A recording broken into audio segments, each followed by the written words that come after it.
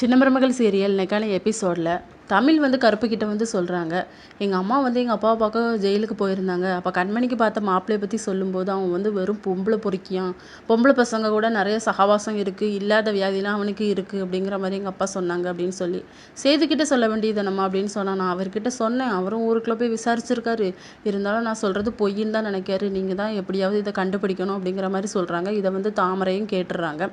இன்னொரு பக்கம் ஈஸ்வரி வந்து அவங்க பொண்ணுக்கிட்ட வந்து புலம்பிக்கிட்டு இருக்காங்க. சேது வந்து எல்லாருக்கிட்டையும் விசாரிச்சுட்டு இருக்கானா, போச்சு போச்சு இந்த கல்யாணம் நடக்காது அப்படின்னு சொல்லிட்டு. அவன் நல்லவன் தானம்மா அப்படிங்கிற மாதிரி சொன்ன உடனே, அது எப்படிடி சொத்துக்காக ஆசைப்பட்டு கல்யாணம் பண்ணுறான், அப்போ எப்படிடி நல்லவனாக இருப்பான் அப்படின்னு சொல்லிக்கிட்டு இருக்கும்போதே சாவித்திரி வந்துடுறாங்க.